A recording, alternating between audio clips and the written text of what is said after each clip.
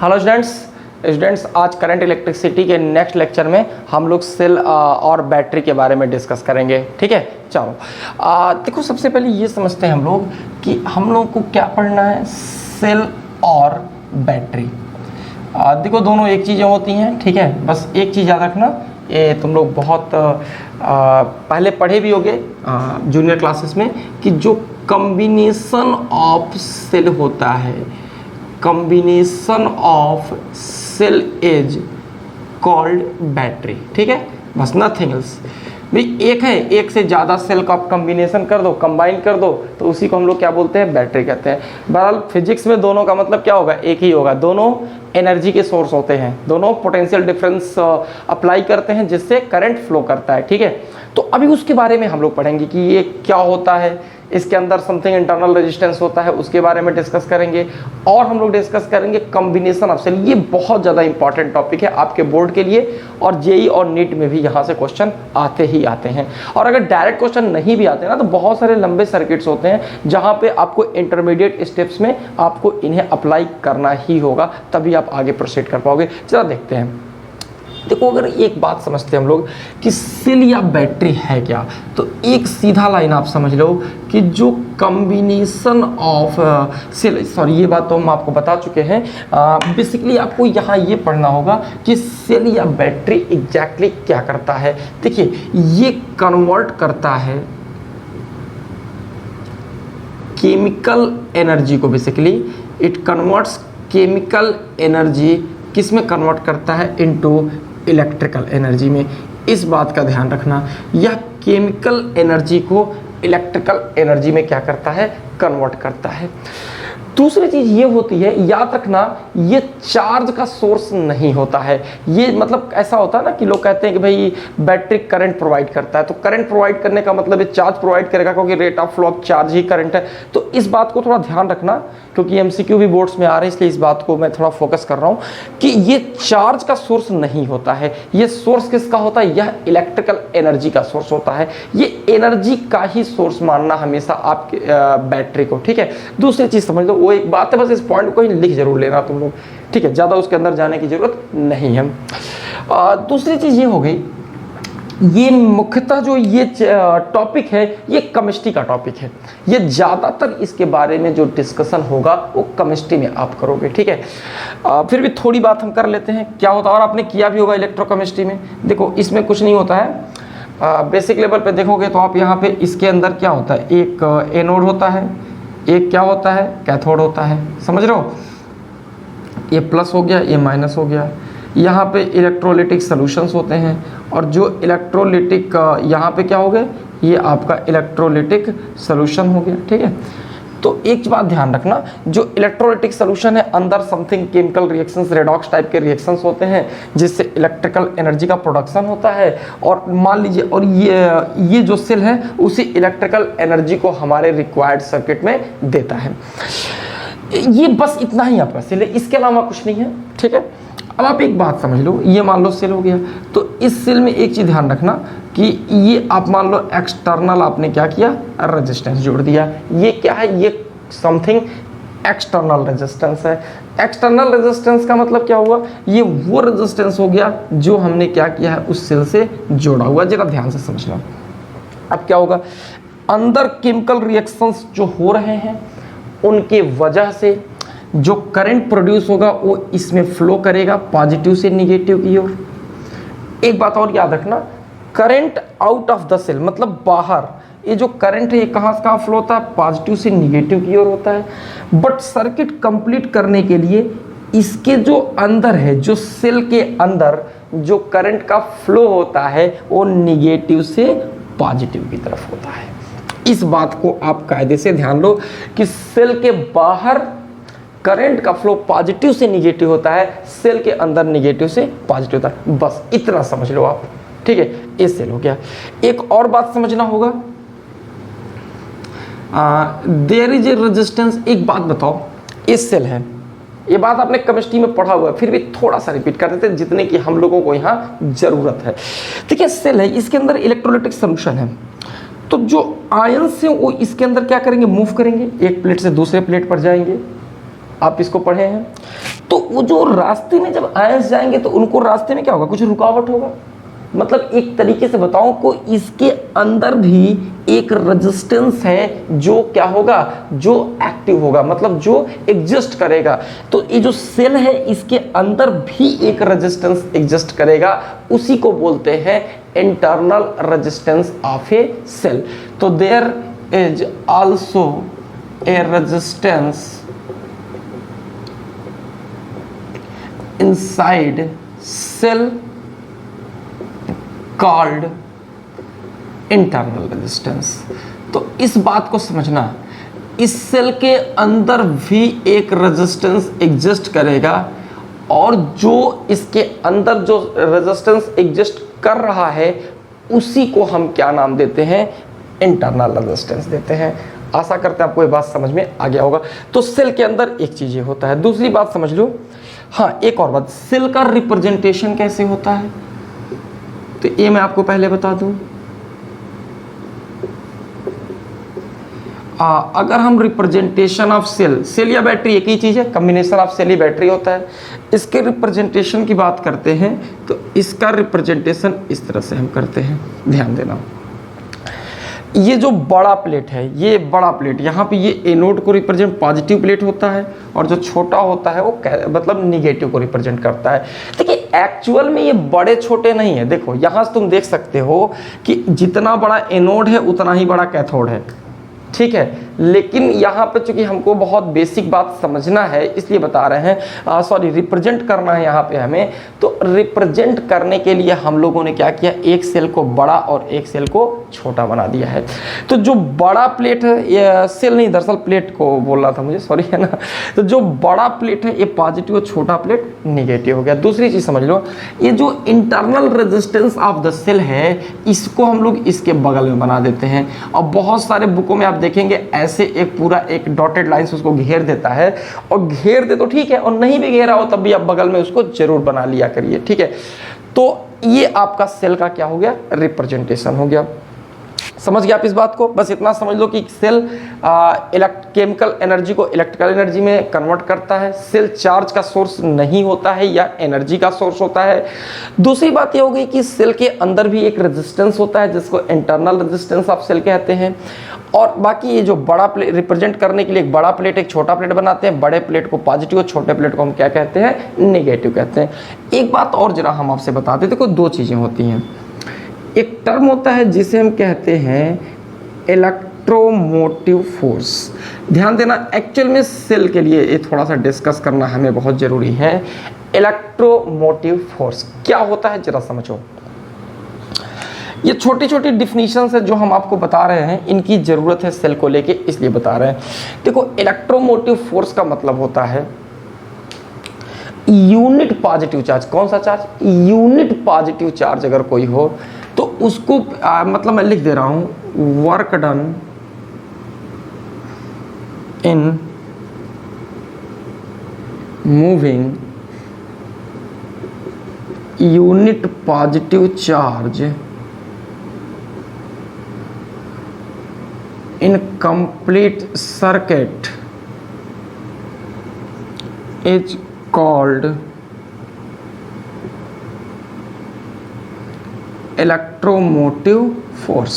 तो एक बात समझ लेना, ये फोर्स नहीं है, नाम में आ रहा है फोर्स, लेकिन एक्चुअल में यह फोर्स नहीं होता है। क्या होता है, work done in moving unit positive charge in complete circuit is called electromotive force. ये एक चीज समझ लो। एक और बात बता दें, जो सेल के ऊपर आप लोग देखते हैं ना कि 12 वोल्ट का सेल है, 14 वोल्ट का सेल है, ये बेसिकली मतलब जब बिल्कुल नया सेल हो, आप ऐसे समझ लो, बिल्कुल जब नया सेल आता है तो जो भी उसके ऊपर वोल्टेज लिखा होता है दरअसल ईएमएफ होता है। तो सेल के केस में, क्योंकि देखिए सेल जो है ना सर्किट के हर एक पार्ट में करंट को फ्लो करता है। तो यहाँ पे ना बहुत, देखिए ऐसे तो पूरी थ्योरी है, पूरा समझाओ तो आधा घंटा लग जाए, लेकिन जरूरत नहीं है ना। हम बस उतना पढ़ेंगे जो आपके काम की चीज़ है। बस इतना समझ जाओ कि सेल है, सेल का एक ईएमएफ होता है। जो भी एकदम जब नया सेल होगा तो नए सेल के ऊपर जो लिखा होता है ना 6 वोल्ट का सेल है, 4 वोल्ट का सेल है, वही उसका क्या होता है, ईएमएफ होता है। ये ईएमएफ हो गया, नया होना चाहिए, ध्यान रखिएगा। दूसरी चीज इंटरनल रेजिस्टेंस। तो एक सेल के दो पार्ट हो गए, एक उसका ईएमएफ और दूसरा क्या हो गया, इंटरनल रेजिस्टेंस। एक और शब्द था पोटेंशियल डिफरेंस, भी हमने आपको शायद बताया है, इसी से मिलते जुलती चीज़ है, आपने 10th में पढ़ा और किरचॉफ्स लॉ पढ़ाते समय मैंने इस बात को डिस्कस भी किया था कि वोल्टेज या पोटेंशियल डिफरेंस क्या होता है कि work done in moving positive unit charge from one point to another point. तो work done in moving positive unit charge from one point to another point, उसी को हम क्या कहते हैं, पोटेंशियल डिफरेंस कहते हैं। ये मिलता जुलता टर्म है इसलिए बता रहे हैं, बट एक बात ध्यान रखना, इसको मैं लिख नहीं रहा हूँ, बस समझा दे रहा हूँ कि मान लो यहाँ से यहाँ तक जा रहा है, तो दो पॉइंट्स के बीच में अगर वर्क डन यहाँ निकालोगे +1 कूलम को चार्ज को ले जाने में, तो पोटेंशियल डिफरेंस होगा।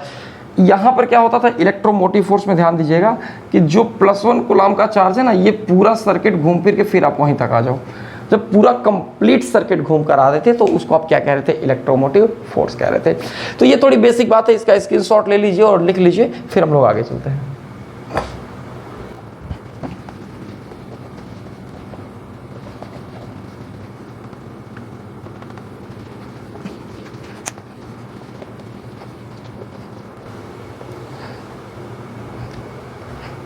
अब देखो यहाँ पर जो सेल है, इस सेल के बारे में अभी हम लोग बहुत बेसिक बातें डिस्कस कर रहे थे और मैंने आपको ये बताया था कि जो सेल होता है बेसिकली हम उसको ऐसे रिप्रेजेंट करते हैं, और एक जो सेल है उसमें एक ये इसका बड़ा प्लेट पॉजिटिव छोटा नेगेटिव मानते हैं, ये उसका क्या होता है, ईएमएफ होता है, और ये उस सेल का क्या होता है,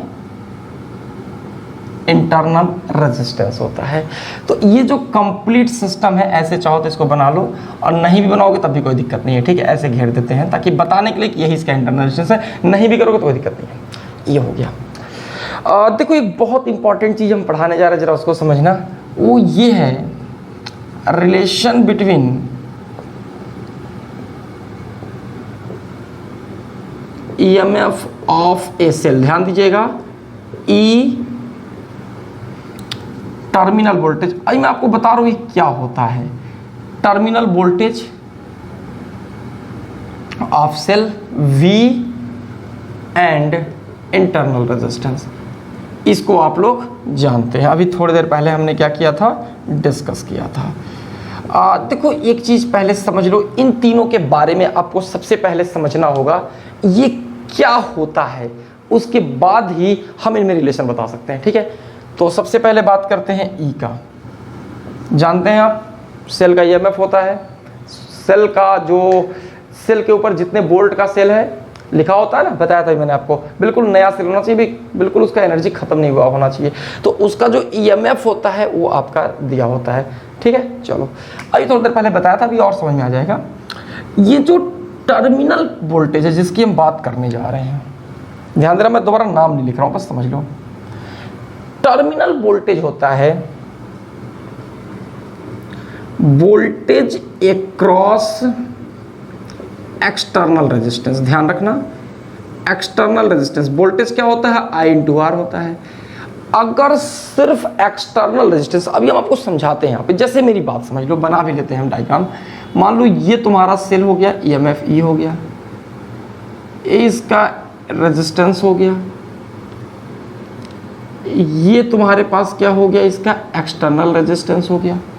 तो जो एक्सटर्नल रेजिस्टेंस है, ध्यान दीजिएगा, तो इसके अक्रॉस जो वोल्टेज होता है उसी को हम कहते हैं terminal voltage.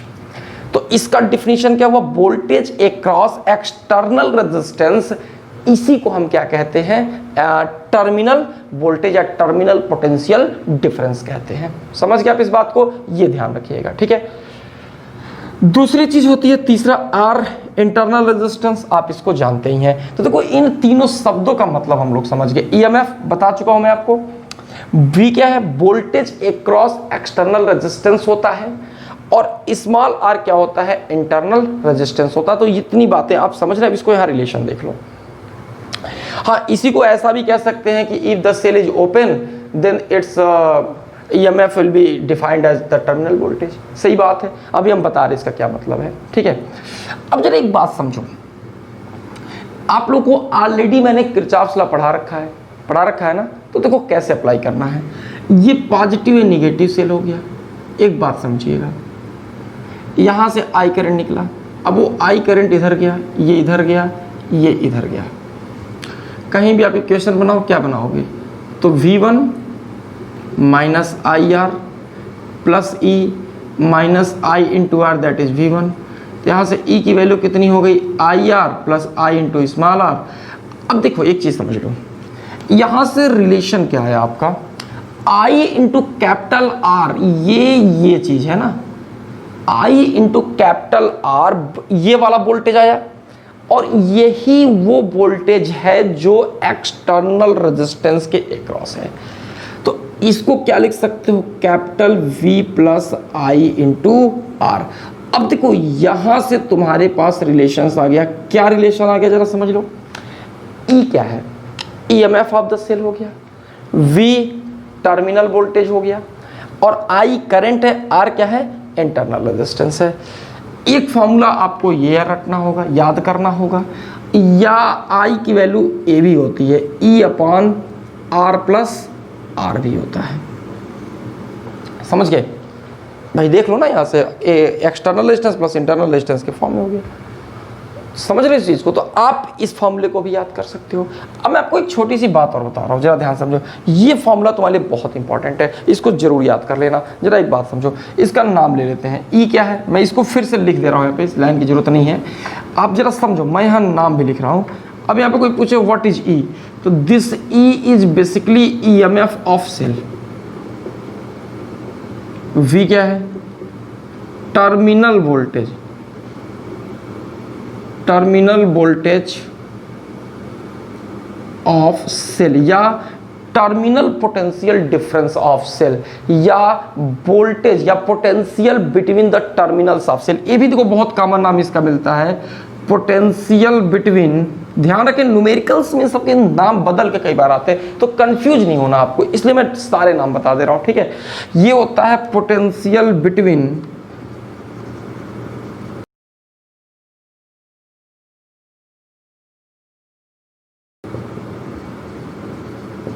Terminals of cell.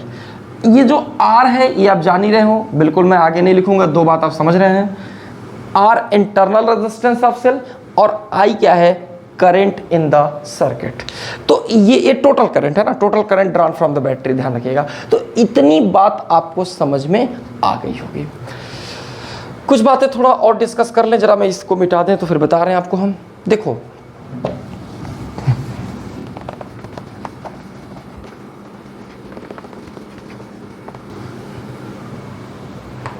देखिए, अभी हम लोगों ने पढ़ा, रिलेशन पढ़ा है कि E is equals to V plus I R. अब जरा देखो, मैं एक बात और बता दूं, जरा प्रैक्टिकली फील करो ना कि V है क्या चीज। देखो E का बहुत चक्कर नहीं है, वो सेल का दिया रहेगा, वो तुम्हें कभी दिक्कत नहीं होगी, समझ रहे हो? ये V बहुत बड़ी चीज होती है। V क्या है? देखो दो चीजें हमने क्या बताया, जो V है ये है तुम्हारा टर्मिनल वोल्टेज ऑफ सेल। ये क्या है बताया था मैंने आपको? Voltage across external resistance.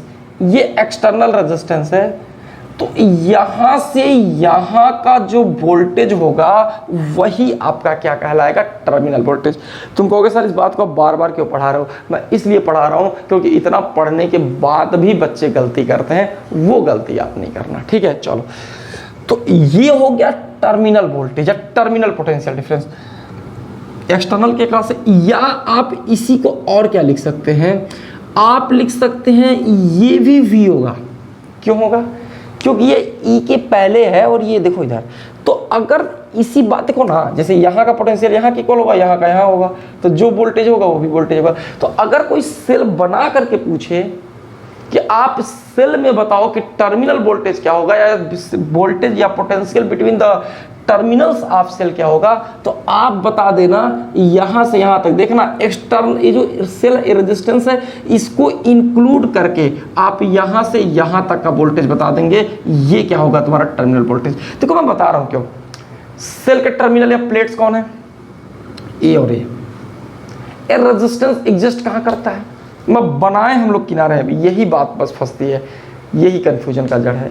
हमने इसको बनाया किनारे है, लेकिन इंटरनल रेजिस्टेंस बेसिकली होता कहाँ है? ये दोनों सेल के दोनों प्लेट के बीच में होता है। ये बनाया है ना इधर मैंने, लेकिन ये दरअसल इस प्लेट के बीच की चीज़ है, रिप्रेजेंटेशन के क्रम में हमने किनारे कर दिया है, समझ रहे हो। तो इसीलिए मैं कह रहा हूँ कि कभी भी अगर टर्मिनल वोल्टेज आए तो या तो ठीक है दोनों चीज़ सही है, या तो आप ये एक्सटर्नल वाला बता दो, या तो आप यार जब एक ही चीज़ है तो वैल्यू तो ही रहेगी। बट प्रश्न ये है कि कोई अगर कहे कि नहीं, ये सब इस तरह के क्वेश्चन जो है जब आप एग्जामिनर वाइवा लेने आते हैं प्रैक्टिकल्स में तो पूछते हैं, कहते हैं आप बताओ यहाँ पे जैसे सेल बना देंगे ऐसे, ठीक है, और कहेंगे ये बताओ टर्मिनल वोल्टेज कहाँ से कहाँ का बीच का होगा। तो बच्चे बोलते हैं सर एक ये प्लेट एक ये प्लेट, ये टर्मिनल वोल्टेज है। बिल्कुल गलत जवाब। टर्मिनल वोल्टेज कहाँ से कहाँ का होगा, पूरे सेल ना, ये मैं बता रहा हूँ, ये बनाया मैंने अलग से है, लेकिन ये रेजिस्टेंस है दोनों के प्लेट के बीच का। आप कंस्ट्रक्शन देखो ना, शुरू में बताया था मैंने, केमिस्ट्री में तो पूरी कंस्ट्रक्शन ही पढ़ रखा आपने।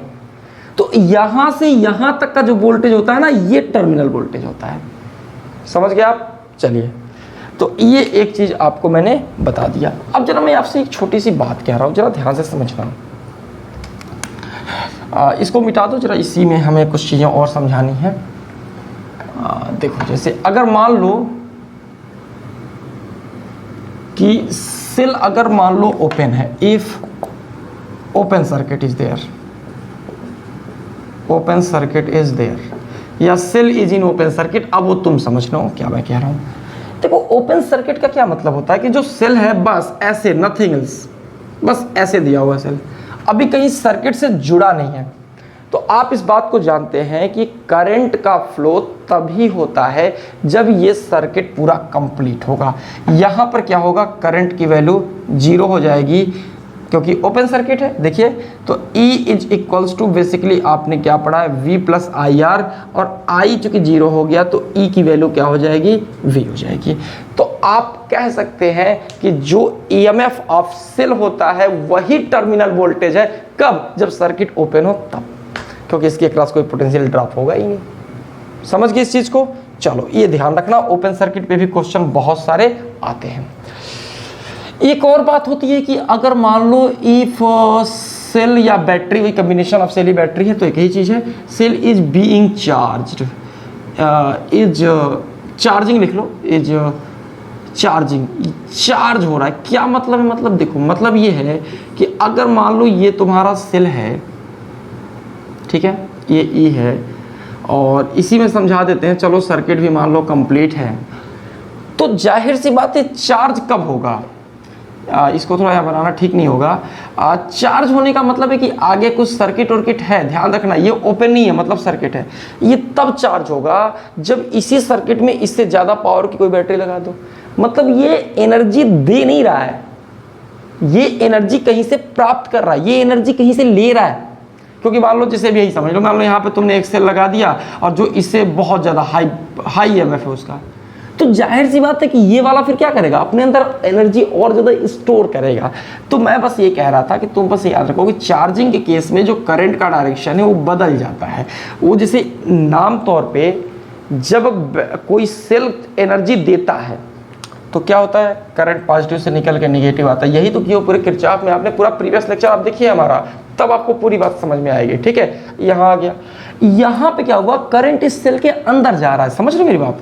तो ये खुद चार्ज हो रहा है, तो यहाँ पे रिलेशन क्या हो जाएगा, जाहिर सी बात है V इक्वल्स टू क्या, सॉरी यहाँ पे रिलेशन हो जाएगा E equals to V minus I R. आप देख लीजिएगा इसको, अब बना के देख लो ना भाई, यहाँ से यहाँ तक क्या है वोल्टेज, तो आप यहाँ से यहाँ का वोल्टेज निकाल के देख लो, तो E इक्वल्स टू क्या हो जाएगा, V माइनस आई आर। तो अगर सेल चार्ज हो रहा है तो रिलेशन ये होगा। आ रही बात समझ में, तो आई थिंक आपको पूरी बात समझ में आ गया होगा। बहरहाल हम लोगों को मेनली इसी पे ज़्यादा समझना है। ठीक है, आगे देखते हैं।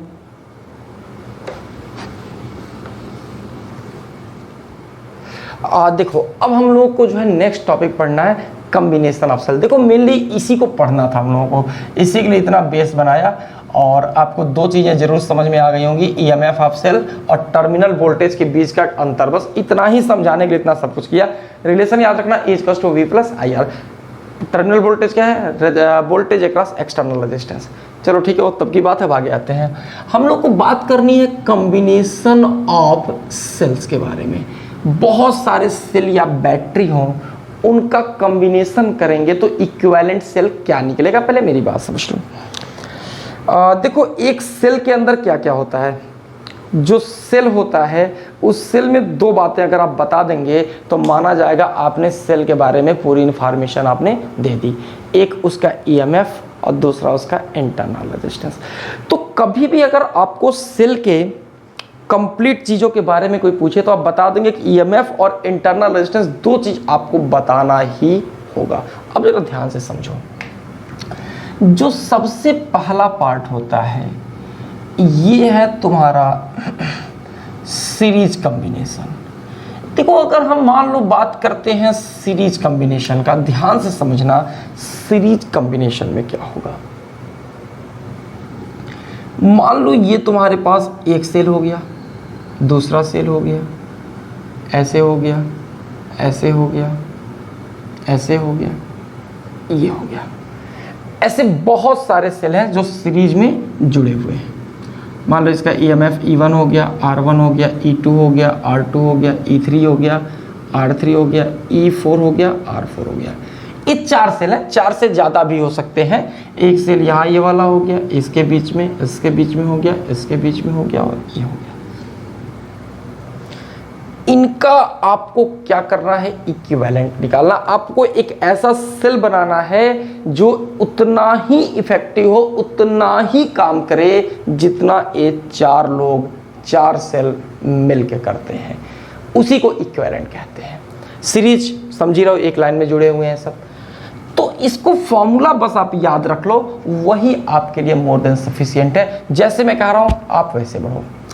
मान लो इसका इक्विवेलेंट सेल तुम्हें ऐसे मिला, ये इक्विवेलेंट सेल का ईएमएफ है और यह जो है उस इक्विवेलेंट सेल का रेजिस्टेंस है। क्या होगा जरा समझिए।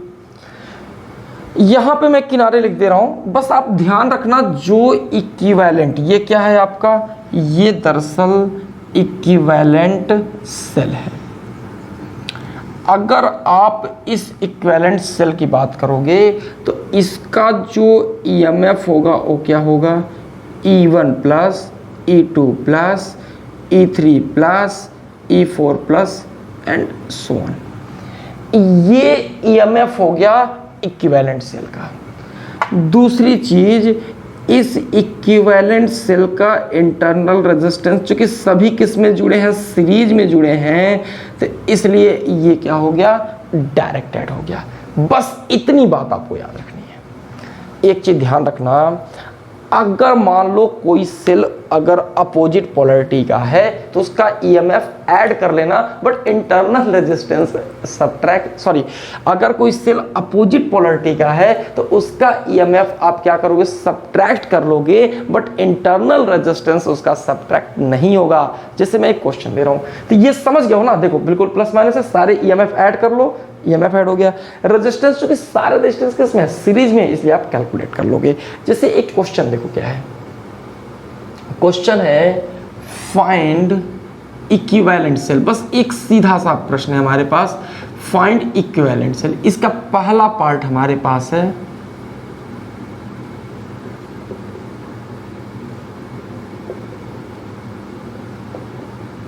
चलो मान लो ये तुम्हारा बी हो गया, ए और बी के बीच में जुड़े हैं, ये 10 वोल्ट हो गया, 1 ओम, 20 वोल्ट 1 ओम, 40 वोल्ट 1 ओम, 60 वोल्ट 1 ओम। तो इसका जो इक्विवेलेंट अगर आपको निकालना है तो क्या करोगे, बनाओ वैसे ही लो, ए हो गया, ए बी हो गया। जो इक्विवेलेंट सेल है, लेट अस सपोज इसका ईएमएफ ई है और ए आर है, तो जो ई होगा इसकी वैल्यू कितनी होगी जरा समझना।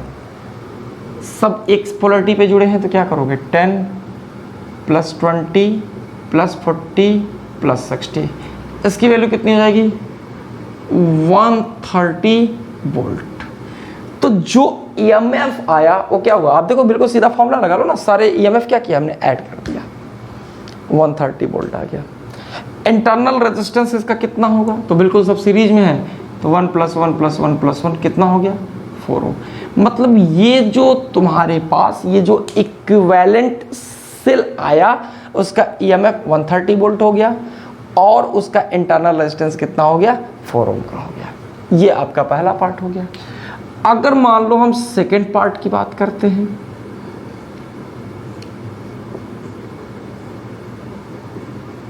चलो जैसे मान लो 3 सेल है यहाँ पे, ये 10 वोल्ट है, 20 वोल्ट हो गया, 5 वोल्ट हो गया, 1 ओम, ये 2 ओम मान लो, ये 1 ओम हो गया। ये अगला क्वेश्चन ध्यान देना, यहाँ पर भी तुम देख सकते हो कि 3 के तीनों जो सेल है वो किस में है, सीरीज में है। बट यहाँ इक्विवेलेंट तो मान लीजिए इक्विवेलेंट ऐसे बन रहा है, लेट अस सपोज।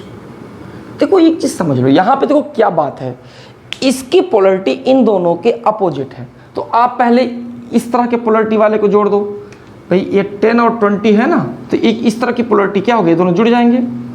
तो नेट ईएमएफ कितना हो जाएगा जरा बताओ। तो 10 + 20, इसकी पोलरिटी अपोजिट है तो -5, कितना हो जाएगा 25 वोल्ट। मतलब ये हुआ कि जो सेल है इस, अच्छा अब प्रश्न ये है कि जो इक्विवेलेंट सेल बनाएंगे उसकी पोलरिटी क्या होगी, तो जो ज्यादा वाला है ना वैसा होगा। देखो इन दोनों का 20 + 1 30 की पोलरिटी इसकी तरफ से और 5 की पोलरिटी इसकी तरफ से, तो इफेक्टिव कौन है, ये वाली पोलरिटी। तो यहाँ पे कितना हो जाएगा, इसका ईएमएफ हो जाएगा 25 वोल्ट।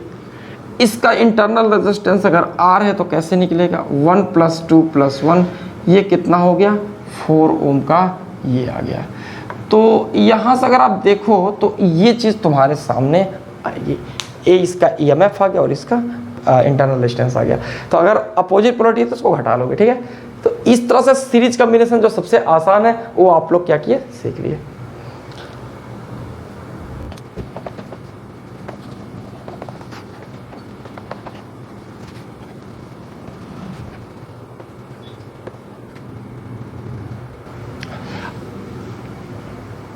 अब देखो, अब हम लोग को जो सेकंड पढ़ना है वो पढ़ना है कि अगर सेल का क्या हो, पैरेलल कॉम्बिनेशन हो।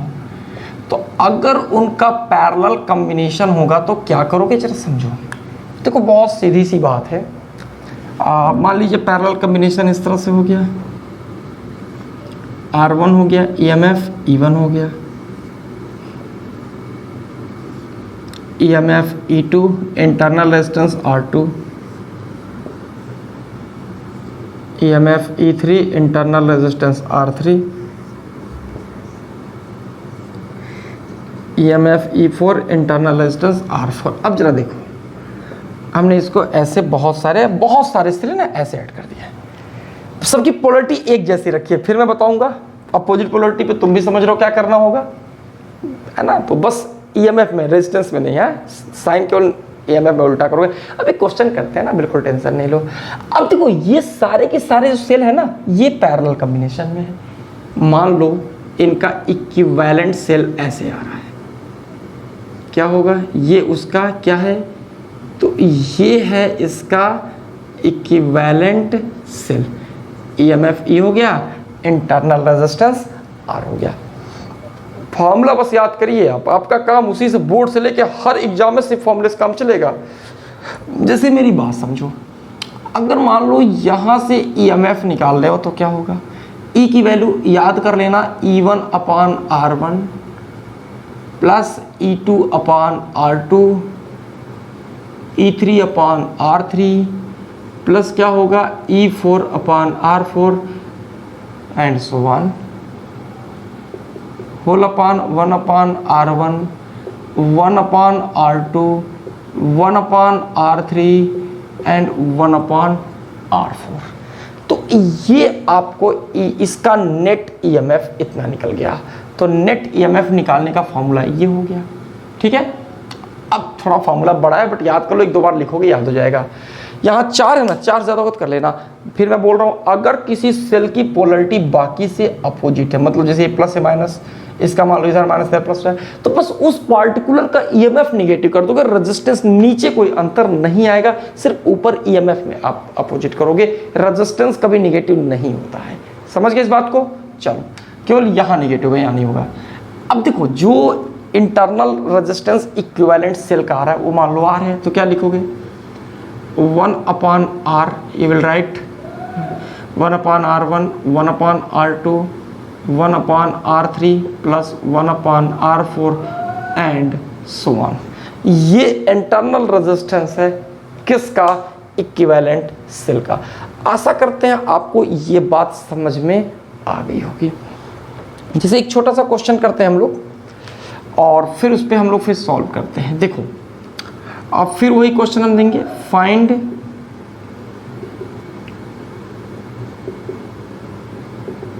Equivalent cell. इक्विवेलेंट सेल का मतलब इक्विवेलेंट सेल का ईएमएफ और इक्विवेलेंट सेल का इंटरनल रेजिस्टेंस। पार्ट ए मान लो है तुम्हारे पास, बिल्कुल दो सेल को हम लोग लेके डिस्कस करते हैं, ठीक है। ये मान लो 6 वोल्ट हो गया, 5 वोल्ट हो गया, 1 ओम हो गया, ए भी 1 ओम हो गया। अब मान लो ऐसा है, ठीक है। चलो इसे 2 मान लो, थोड़ा कैलकुलेशन अच्छा लगेगा ना तुम्हें करने में। ये मान लो है तुम्हारे पास। अब जैसे 2 से भी ज़्यादा हो तो पैटर्न आपको समझ लो, बाकी तो आप कर ही लोगे। इसका इक्विवेलेंट कैसे निकलेगा, तो मान लो इसका इक्विवेलेंट सेल ये बन गया, जिसका ईएमएफ ई है, इंटरनल रेजिस्टेंस आर है। ई की वैल्यू क्या होगी बताओ, ई विल बी क्या होता है, E1/R1 तो 6/2 plus E2/R2 5/1 whole upon 1/R1 1/R2 1/2 1/1। Solve कर लोगे कितना हो जाएगा, तो 3 + 5/3/2, तो 3 + 5/3/2। फाइनली ई की वैल्यू कितनी हो जाएगी, 16/3 वोल्ट। तो यहाँ से जो ईएमएफ नेट ईएमएफ आ रहा है उसकी वैल्यू तुम्हारे पास कितनी आ रही है, ये तुम्हारे पास हो रही है 16/3 वोल्ट हो रही है। अगर आपसे कहा जाए कि इसका इंटरनल रेजिस्टेंस आर निकाल लो तो कितना हो जाएगा, तो आर निकालने का तरीका क्या बताया था मैंने भाई, उसके लिए तो आप पैरेलल का ही फॉर्मूला लगाओ, 1/2 + 1/1, तो यहाँ से आर कितना होगा 2/3 ओम हो जाएगा। तो यहाँ से जो ये इक्विवेलेंट सेल आया, समझने की कोशिश करो, उसका ईएमएफ होगा 16/3 वोल्ट, और जो इक्विवेलेंट सेल आया उसका इंटरनल रेजिस्टेंस होगा 2/3 ओम। तो ये आपके पास क्वेश्चन हो गया। जरा कुछ क्वेश्चन और सॉल्व करते हैं इस पर।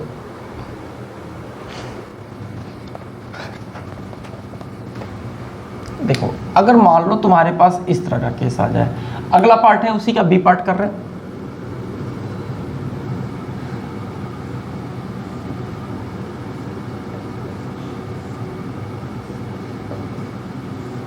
समझाना इसलिए डेटा आसान ले रहे हैं, सब 1 का ले लो, ठीक है।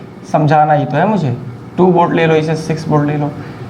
अब यहाँ पे तुम्हारे पास 3 सेल है, हमें इनका इक्विवेलेंट निकालना है। क्या तरीका हो सकता है, बिल्कुल आप इक्विवेलेंट ऐसे मान लीजिए, ये ई मान लो, ठीक है। हाँ इस ई में ध्यान रखना, चलो कि जो ज़्यादा होगा ना, मतलब जो ज़्यादा इस तरह पोलरिटी होगा उधर ही होगा। चलो ये बात करते, उधर उधर तुम खुद समझ जाओगे, बताना नहीं पड़ेगा मुझे। ई की वैल्यू क्या होगी, E1/R1 10/1, ये अपोजिट है तो -2/1 प्लस 6/1 होल अपॉन 1/1 1/1 1/1। ये कितना आया 2/3 वोल्ट आ गया। देखो यहाँ ध्यान से, नहीं हो गया, देखो 10 2 हो गया 8, नो सॉरी, ये कितना बना, ये हो जाएगा आपका 14/3, सॉरी ये 10 6 16 में तो गया 14, तो ये हो जाएगा तुम्हारा 14/3 वोल्ट। तो जो इक्विवेलेंट सेल, अच्छा यहाँ अपोजिट किया, ध्यान रखना नीचे रेजिस्टेंस में निगेटिव नहीं करोगे, सिर्फ ईएमएफ में निगेटिव करोगे, क्योंकि इसकी पोलरिटी इन दोनों की अपेक्षा अपोजिट है, समझ गए। इंटरनल रेजिस्टेंस कैसे निकलेगा, जैसे 1/R तो 1/1 प्लस 1/1 प्लस 1/1, तो यहाँ से क्या पाओगे, आर की वैल्यू कितनी आ रही है 1/3 ओम आया। तो फाइनली क्या कहा जाएगा, ये कहा जाएगा कि जो इसका ईएमएफ है वो 14/3 वोल्ट है, इंटरनल रेजिस्टेंस 1/3 ओम है। आशा करते हैं आपको ये चीज़ समझ में आ गया होगा। एक क्वेश्चन मैं आपको लिख दे रहा हूं यहाँ पे, ध्यान रखेंगे।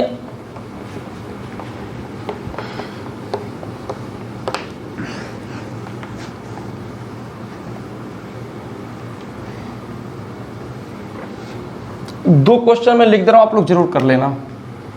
इसका जैसे मान लो ये हो गया,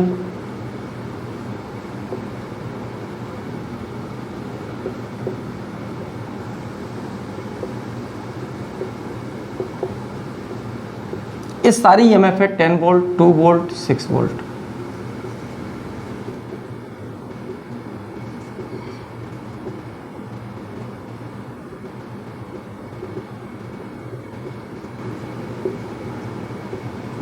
चलो ये एक क्वेश्चन आपके लिए दो है, इनको आप जरूर सॉल्व करो। कैसे सॉल्व करोगे बता दे रहे हम आपको।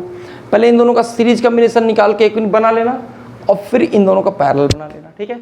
ऐसे देखो, इन दोनों का सीरीज बना लेना पहले और फिर इन दोनों का सीरीज बना लेना, तो ए ऊपर ए नीचे, फिर इन दोनों का क्या करोगे, पैरेलल बना लोगे।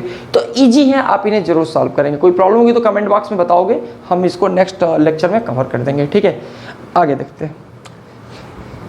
हाँ देखो, एक पैरेलल कॉम्बिनेशन में एक स्पेशल केस आता है जो कि बहुत ज़्यादा इंपॉर्टेंट है, खासकर आईएससी बोर्ड में इस पर क्वेश्चन बहुत ज़्यादा आए हुए हैं। ये क्या 2 बार बोर्ड्स में क्वेश्चन पूछ दिया कि अगर all the cells are identical, तो if the all the cells are identical तो फिर क्या करोगे, चलो देखो ध्यान से। क्वेश्चन ये है, पैरेलल में ध्यान रखिएगा, हम किस कॉम्बिनेशन की बात कर रहे हैं, जो पढ़े हैं उसी में, कि अगर मान लो पैरेलल कॉम्बिनेशन की हम बात कर रहे हैं एंड पैरेलल कॉम्बिनेशन में ऑल सेल्स आर आइडेंटिकल है, तो क्या होगा। देखो यहां पर कुछ नहीं होगा, जैसे मान लो इस तरह से सेल हो गए, एक ये हो गया, ऐसे ऐसे हो गया। आइडेंटिकल का मतलब इन सारे सेल जितने भी हैं सबका ईएमएफ भी सेम है और जो सेल हैं सबका इंटरनल रेजिस्टेंस भी सेल है, और ऐसे कितनी बार हम कर रहे हैं, n टाइम्स। इनका जो इक्विवेलेंट सेल होगा वो ऐसे होगा, ध्यान देना। ये मान लो इसका E इक्विवेलेंट है, इसका R इक्विवेलेंट है, लिख लिया इक्विवेलेंट में है। ध्यान देना, अगर ऑल सेल आर आइडेंटिकल, और आइडेंटिकल में एक बात का और ध्यान रखना, इनका जो पोलरिटी है वो भी कैसा होना चाहिए, आइडेंटिकल होना चाहिए। तो जो फार्मूला लगाकर देखोगे तो क्या आएगा बताओ, E/R plus E/R plus E/R plus E/R, है ना। ऐसे चाहे जितनी बार करो, n टाइम्स है तो 1/R 1/R 1/R 1/R and so on. तो तुम देखोगे कि जो E इक्विवेलेंट है वो तो E के ही इक्वल आया। वो किसके इक्वल आया, वो तो E के ही इक्वल आया, बिल्कुल। अगर आइडेंटिकल सेल्स है और पोलरिटी भी आइडेंटिकल है तो इनका जो इक्विवेलेंट होगा वो क्या होगा, वो जो है E के इक्वल होगा। दूसरी चीज,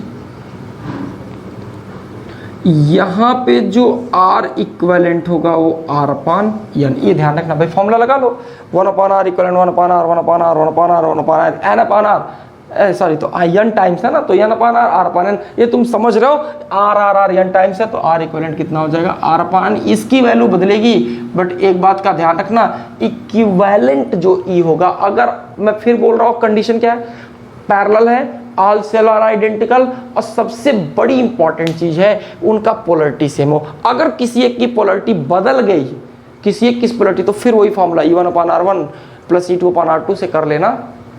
सेम होने के बाद भी अगर पोलरिटी बदलती है तो वहां माइनस साइन लगा लेना, ठीक है। ये काम तुम कर लोगे, इस पे काफी ज्यादा इंफॉर्मेशन मैंने आपको दे दिया। एक क्वेश्चन है, जरा वो आया हुआ है आईएससी बोर्ड के एग्जाम में, जरा समझ लो। डेटा बदल सकता है बट चीजें वही है। क्वेश्चन मैं लिख दे रहा हूं, फाइंड इक्विवेलेंट सेल। क्या था जरा समझ लो, उन्होंने ऐसे दिया हुआ था, ये दरअसल उन्होंने आइडियल सेल बनाया था।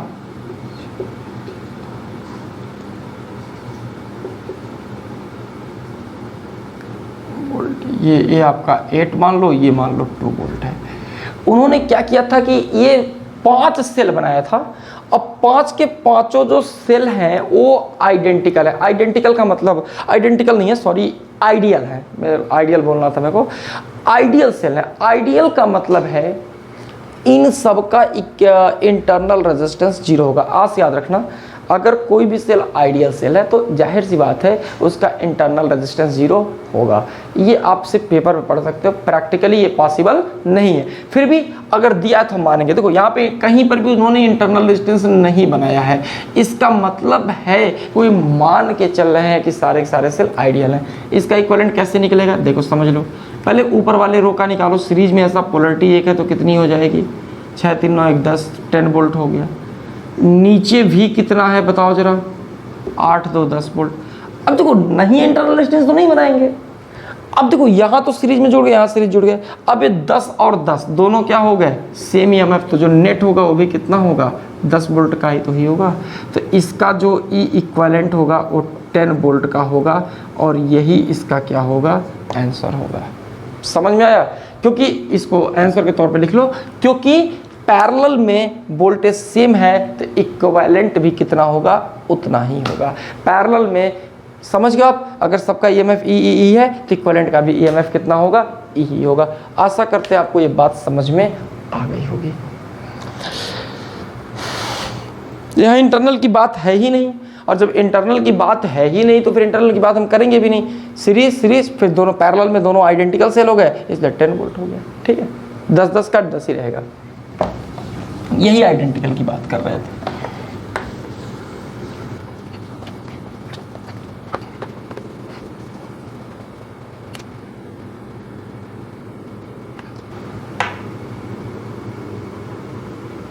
जो नेक्स्ट है वो है हमारे लिए, वो है आपके लिए मिक्स्ड कॉम्बिनेशन। हमें क्या बात करनी है, हमें सेल के मिक्स्ड कॉम्बिनेशन की बात करनी है। और एक बात ध्यान रखना, यहाँ पर भी ऑल सेल्स आर आइडेंटिकल, ये मैं जरूर बता रहा हूँ, और पोलैरिटी भी एक जैसी है। कारण क्या, अगर यहाँ पे अगर सेल आइडेंटिकल नहीं है और मिक्स्ड कॉम्बिनेशन फिर बहुत कॉम्प्लेक्स हो जाएगा। और थोड़ा मोड़ा कॉम्प्लेक्स होगा तो जो तरीका बताया वैसे कर लेना, series series series series parallel parallel parallel parallel. ठीक है, चलो हम जो बताना चाह रहे जरा उस बात को समझ लो। मान लो कि तुम्हारे पास ऐसे बहुत सारे सेल हैं, ऐसे बस ई और आर, ई और आर हो गया,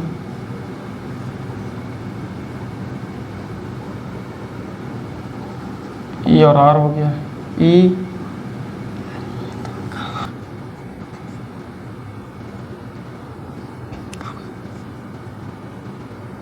देखो ई आर हो गया, ई हो गया, आर हो गया। अब देखो जैसे इस तरह का जो सीरीज है ना, ये मान लो कितनी बार की बात कर रहे हैं हम, m टाइम्स है। कितनी बार है, m टाइम्स एक रो में। और ये कितनी बार है, n टाइम्स है। तो जो इस तरह से हमने ऐड किया ना, m टाइम्स ऐड किया, और जो ऐसे से ऐड किया वो कितना है, m टाइम्स ऐड किया है। समझ गए? एक रो में m सेल है और कुल कितने नंबर ऑफ रोज हैं, n रोज हैं। अब देखो इसका इक्विवेलेंट निकालोगे तो कैसे होगा, इस तरह से होगा, ये r इक्विवेलेंट हो गया और ये e इक्विवेलेंट हो गया। जरा समझो यहाँ से e इक्विवेलेंट कैसे निकलेगा। अब जरा सोचो, यहाँ पे m टाइम्स है तो इस लाइन की कुल कितनी हो गई EMF of all cells, m into E हुआ कि नहीं हुआ बताओ, m इंटू ई। जैसे इस रो में EMF कितना होगा, me, और इंटरनल कितना होगा, mr। मतलब समझो, मैं यहाँ बना रहा हूँ, जरा देखो क्या रहे, इस रो का अगर निकालो तो क्या लिखोगे,